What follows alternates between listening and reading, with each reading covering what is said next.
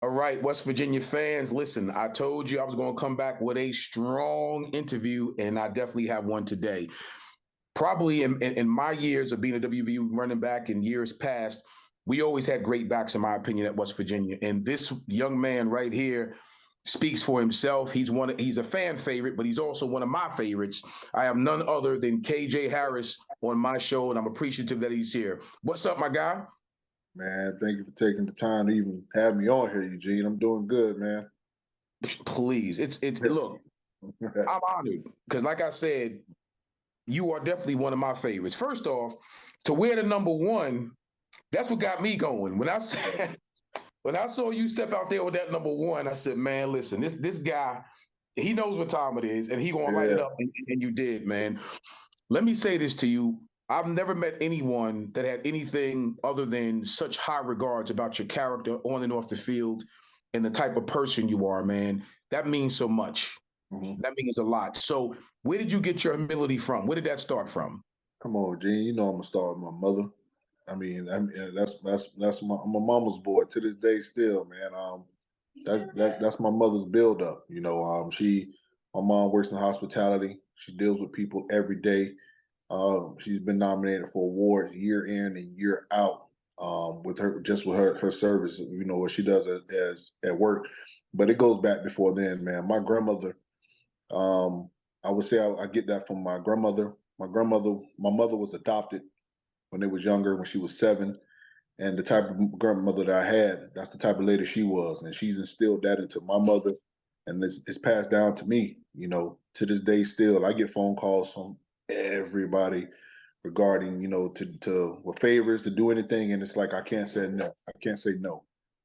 So it definitely comes from my mother, man. And she gets all the credit for it. Wow. Yeah. Not definitely understand it because you and I are one and the same. Yeah.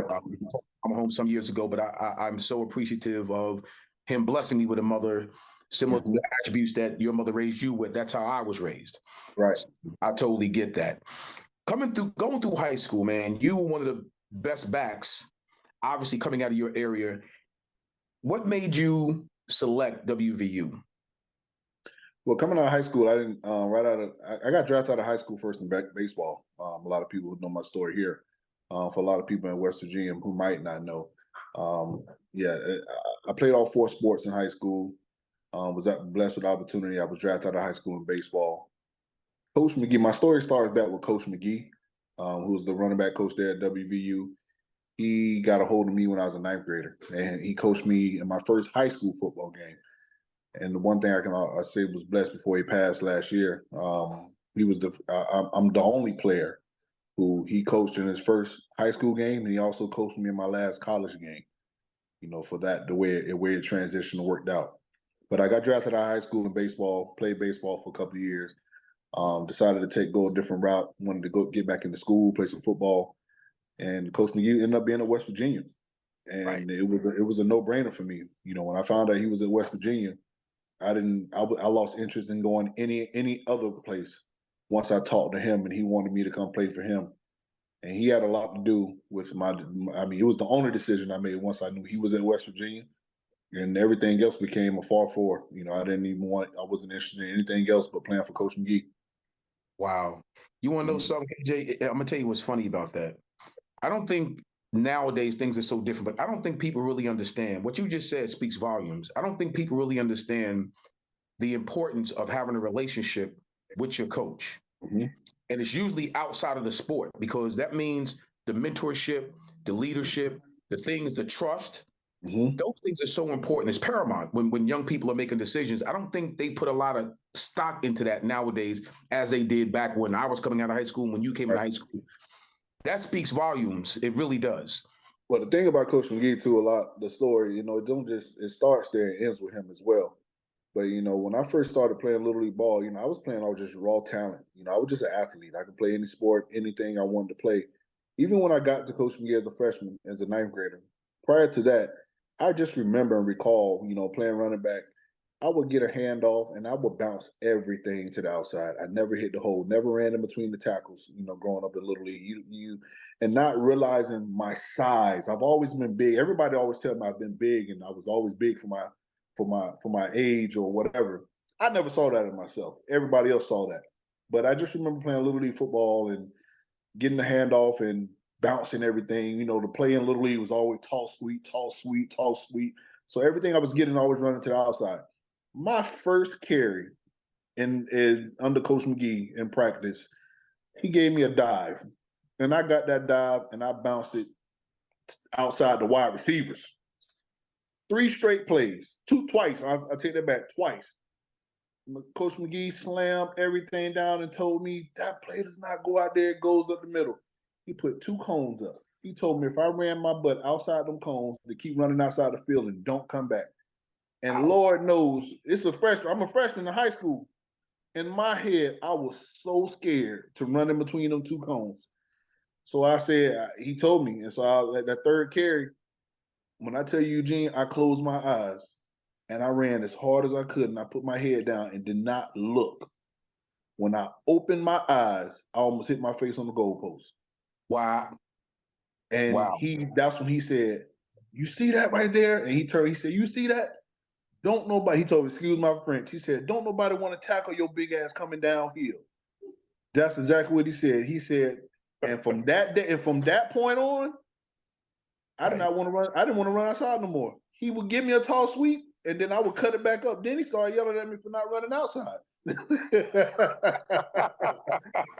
So he changed me, man, and just the way he coached me.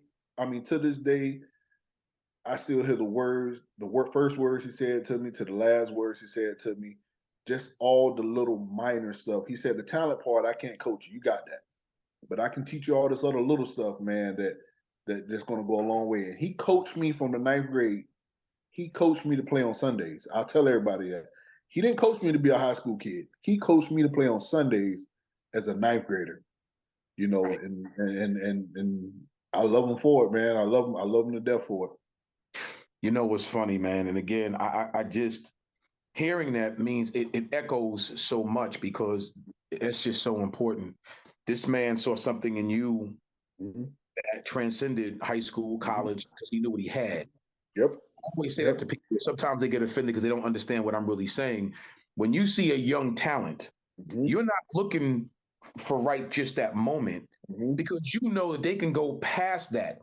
Of course, if they do the right things, if they stay on track, discipline, all those other things, the off the field issues, don't let that be an issue. Right. He saw that in you in the 9th grade. He told me as a night I was 210 pounds. He said, you have the body of an NFL running back right now, and you're just a freshman. He used to tell me that. And he used to tell me that. And he said, KJ, you're going to play on Sundays. You stay out of trouble. You keep your head on right. You're going to play on Sundays. And he made me believe that. I mean, he saw that in me. And like I said, he beat it in my head. He was just freshly coming out of the NFL from coaching. I mean, from playing himself. He was playing. I'm sorry. He was a player. He was drafted in 85. So he was, he played 5 years. So he got me in 93, whatever it was. But yeah, he had just finished playing. So he knew his stuff, man. And he saw it. He saw it in me. And him and his best friend, Eric Trevelyan, one of his good buddies, and they kept me on track. And he would tell me every day, man, you're going to play on Sundays, KJ.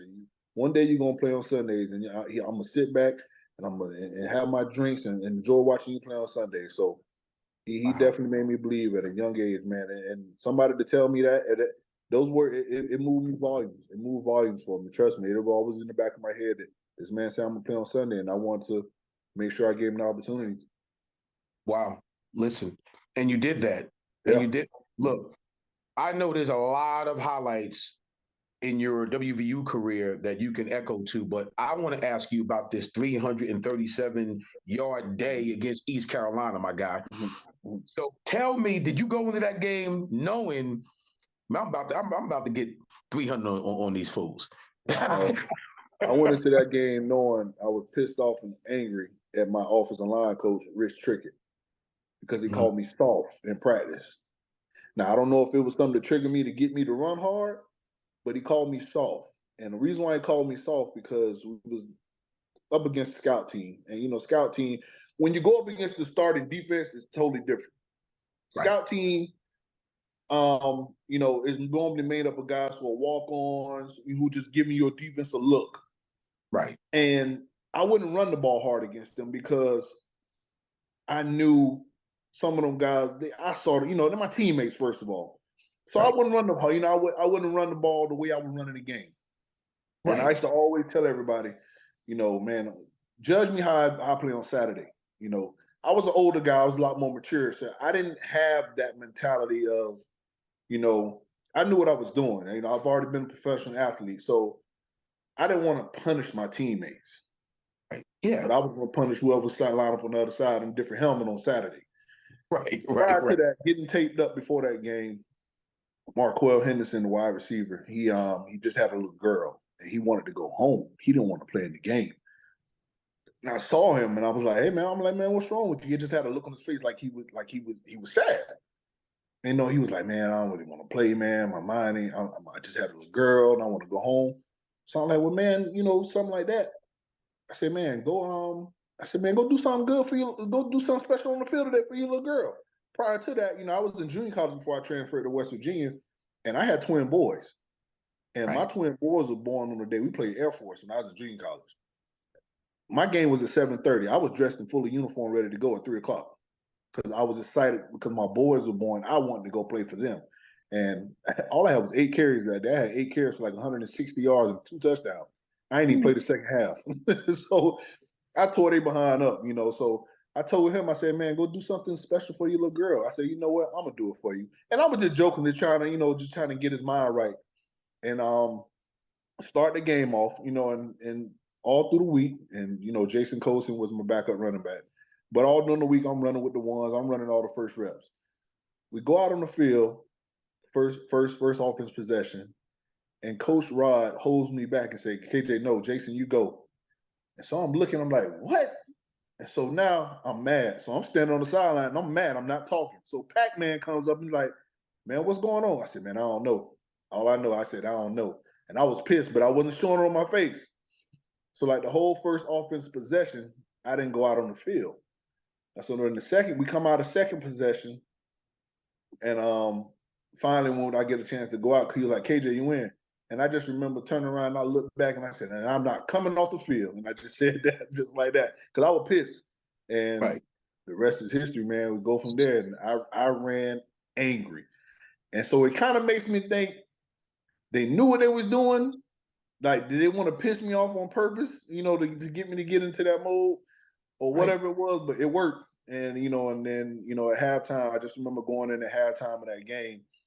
And was walking off the field and then going into the locker room, and I heard the announcers had announced that I had already broke 3 records already, like most yards in a quarter, most yards in a half, and stuff like that. So I was looking for Marquell, and when I saw him, he was like giving me the praises, like, you said you was gonna do it, and I do it, and I said, man, I'm not even done yet. That's what I just remember that, man. And he came in at halftime, and I never forget, man. Even at halftime, Coach McGee sits up in the box during the game.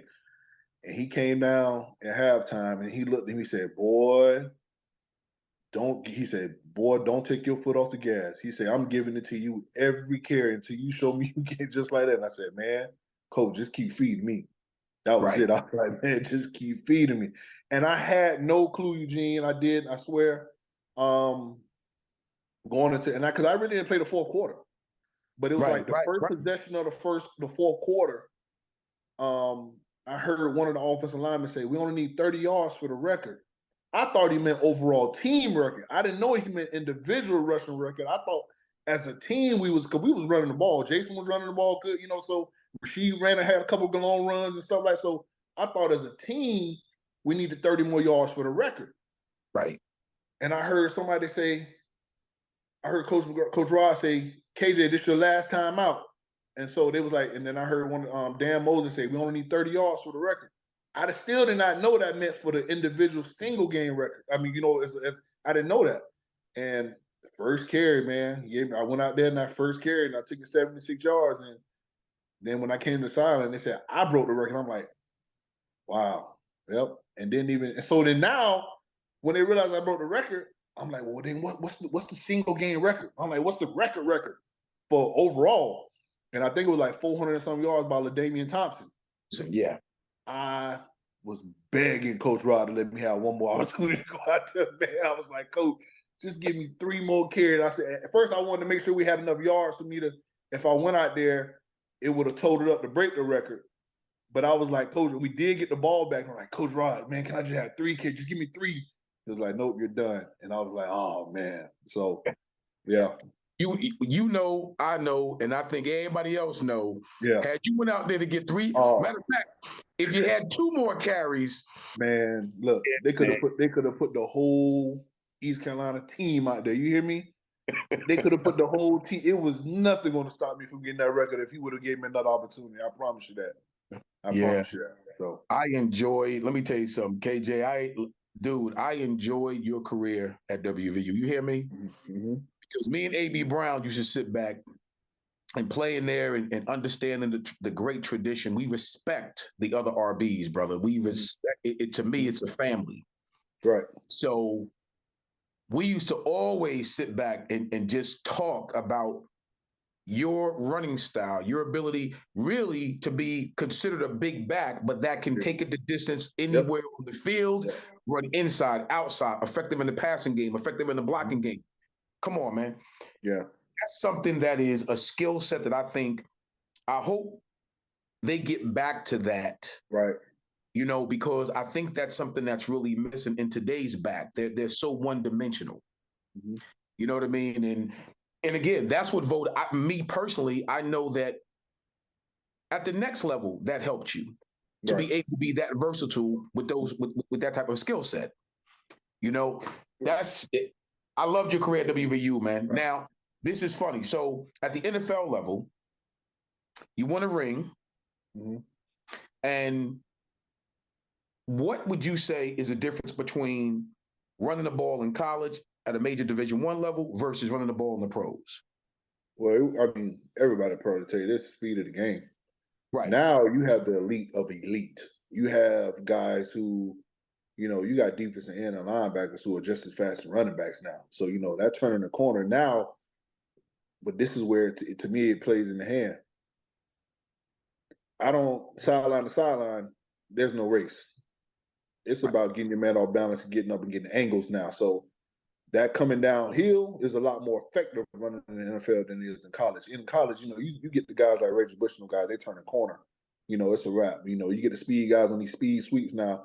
Like even, I mean, back to Tavon, you know, that little play they came up with, they put him in motion, and Gino, they hiked the ball, and Gino just catching and toss it forward. But you got Tavon already running full speed to a guy who's standing at the end, dead still, and you want him to try to take off and catch him. Like those little trickeries now that get you outside, to get you, you know, ahead of the defense, you know, is how you get outside now these days. In the NFL, you got these guys now, you know, you can't turn that corner, but you better try to run, you know, get up the field and get your shoulder square and, you know, put a move or doing things like that.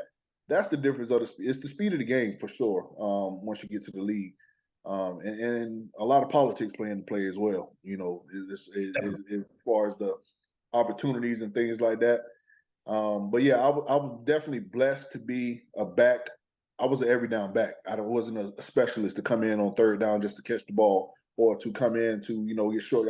I could do it all. You need 1 yard, I can give you 1 yard. You need me to go 80, I can give you 80. You need me to catch the ball at the backfield, I can catch the ball at the backfield. You need me to line up a wide receiver and run, I can do that. So I was an athlete, man. You know, so being versatile and being just a pure athlete is what gave me opportunities to have a job in the NFL.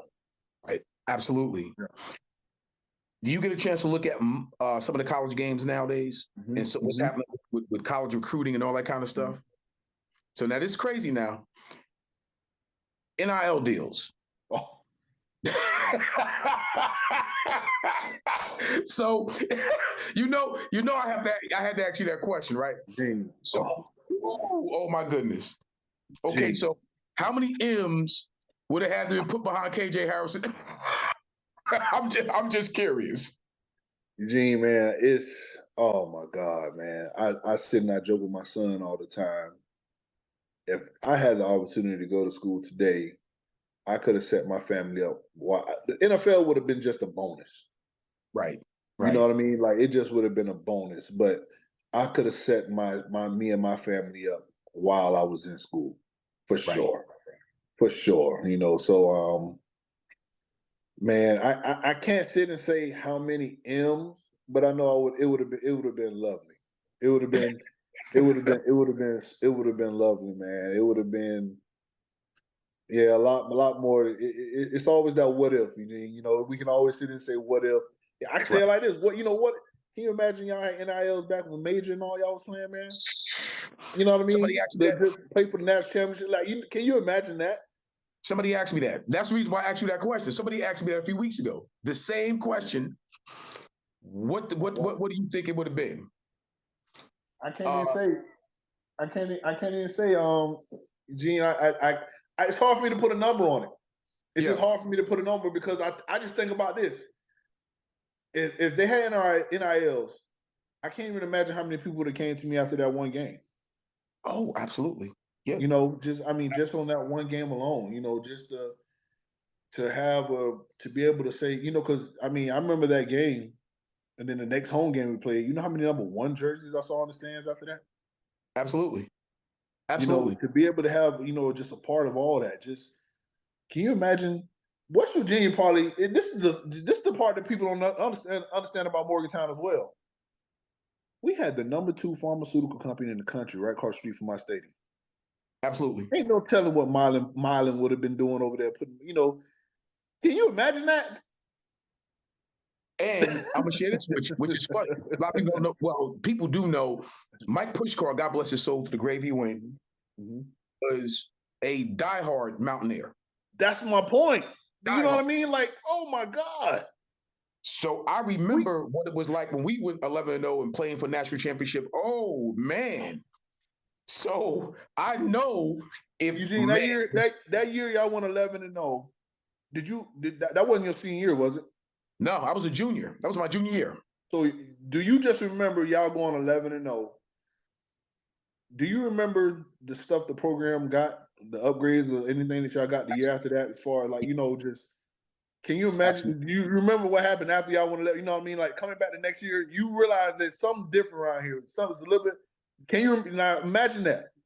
Yeah. So you know what I mean? You think about something like that, man, and just be like, man, It blows your mind. God. It does, man. It just makes you. It just leaves that. What if? What if? What I if? want to ask you this. We have a few more minutes, man. I want to ask you a question now. Okay. What advice would you give to a young student athlete that's trying to find a home, trying to pick a school? Because now we already know with the transfer portal and all that kind of stuff, it changes the whole perspective of recruiting. But what advice would you give a young student athlete, female or male, that's trying to find a home right now? Well, I'll tell them this, man. Definitely do due diligence on taking your visits. It's about being. You have to be a student of your craft. Meaning, if I know I want an opportunity to play. I want an opportunity to be on TV. I want an opportunity to have, to get opportunity to play on the next level. So me personally, I'm going to look at the school, the competition we play against, the people who are coming in and out. Like if I had to come in and, Eugene, I know he's leaving, he's a senior, and not, and I have an opportunity to come in and play. I want to go somewhere I can play. Right. So everybody's different. One thing I've always had, Eugene, that you can't teach, you can't teach size and speed, and I had that. Being 6'1", my playing weight at West Virginia, I was at 230. Fast. So you don't have backs like me. I'm not a back that's on every team. If anything, I'm a fullback or a linebacker. And fullbacks are not even 6'1". There's shorter guys who have stocky legs and things like that. So, you have to find a fit for you, and you have to look at opportunity. You got to look at the way how you. One thing I used to, you be honest with you, man. One thing I hated when I was at West Virginia. And I told Coach McGee, I hate running the zone. I hate running runs out of the shotgun. Yeah. I hate it because, in retrospect, you're a linebacker. I'm in the quarterback's in the shotgun. I'm lined up to his right. I got to cross his face to get the ball. So defense to get a step. One thing we did, if you go back and watch film from when I played, We ran a lot of stuff out of the I single back formation. Right. Coming down, we stole the Denver Broncos run zone read the offense. Coach McGee used to sit me in office, and we would watch the Denver Broncos cut up film of Terrell Davis running the I formation zone, and we went back to that a lot. I did have my share of running the shotgun stuff, but I can tell you a lot of my runs and big stuff came from when I ran. If you even in that 337 game, I ran a lot of stuff up under the center in the I formation by myself. Right. Because because then now I had to step on the defense, because they had to sit and wait to see what was going. And like anything, if you can give my lineman an extra step to get ahead of you, that just made it easier for us as backs. But going back to it, man, I just feel like you have to find that niche for you. Take your visits. A lot of these kids now are going to make the decisions on because of who can give them the most NIL money. And sometimes that's not going to translate into them having a successful, on the field. It's about the dollars, to them. And I'm not mad. Anybody, we've always been said, they owe us the reparation checks, man, from what we was playing, man. They need to put us a check in the mail and just put 2 words behind it. Thank you. So Absolutely. it's that's what it comes down to, and I feel like I can play in any system. I feel like you give me an opportunity to, if you're going to give me an opportunity to be fair to see if I deserve to be on the field, I'm gonna bet on myself every time. Regardless of who you are, you put, even you go back to us, you put me, Tavon, Steve, Slade, and all those back. We all bring something different. But one thing about it, like I said, you give me an opportunity, you're gonna have to play me. One thing about it, you're gonna have to play me. Regardless of wherever it be, I feel like my talent is too good to where it can't be on the sideline. Right. So that's one of them. Man, I appreciate you so much. And again, I know, look, whenever, I know your schedule is busy, but I appreciate you taking the time to come on my little show here. No, it's no problem, man. Talk a little football, and I know I'm out there, family come before me. Sometimes come before my own family, man. So one thing about it, they always say, once I'm out there, always I'm out there, man. I love, I would love personally on some other time. I don't know if it can be on here, but man, I love to know how it was for you guys when you was in school. To hear how they changed, like to hear how times were when you was living there, going to school there, going to class, being out in the public around the people, how you was treated, how they looked to you. And the one thing I can say about it, I felt like best decision I ever made in my life, going to West Virginia. Absolutely. Best decision I ever made in my life. All the things you may think for somebody outside, and I'm pretty sure you get it too, how many times people are like, man, why you chose West Virginia? Because they're thinking of the negative part, being black, being in the city. Them people treated me like a god. And that's always, when you're a Mountaineer, they treat you like a god. And I tell them, man, it's nothing what you think, because you're asking me that because you're thinking one thing. But man, I love it. It's like I said, I repeat it again, the best decision I've made in my life. And even all my thoughts about Morgantown, West Virginia, period, I was wrong once I got there. Got there. Yep. You know what? We're going to have, this is part 1. I'm going to have you back on. We're going to do part 2. Okay. How about that? Because I got a story. Look, a lot of people don't know, there would be no Pat White if it weren't for me. Oof. I tell you what, save that for part 2. Yeah, I will. And then the thing about it, when you do that, then you got to talk to Pat. Yeah. And have Pat because he'll tell you it would not be no Pat White if it weren't for me. And I'm just gonna leave it at that. I talk to Pat every now and again, and he was scheduled to come on. So I'm gonna do part 2 with you first. Yeah. Then I'm gonna get Pat. I'm telling you, man, you'll be surprised. Everybody don't know that, man. So West Virginia owe me a check for that too, because it would be no Pat White or no 4 straight bowl game win, no all-time first winningest quarterback, in college history to win 4 straight bowl games, 2 BCS bowl games. Like, it would be none of that for one for me. And Pat will tell you. We do part 2. We're gonna start off with that. I appreciate you, brother. Hey, no problem, Eugene, man. Anytime. All right, I'll talk to you soon. All right, man. Salute. Peace. All right. Yeah.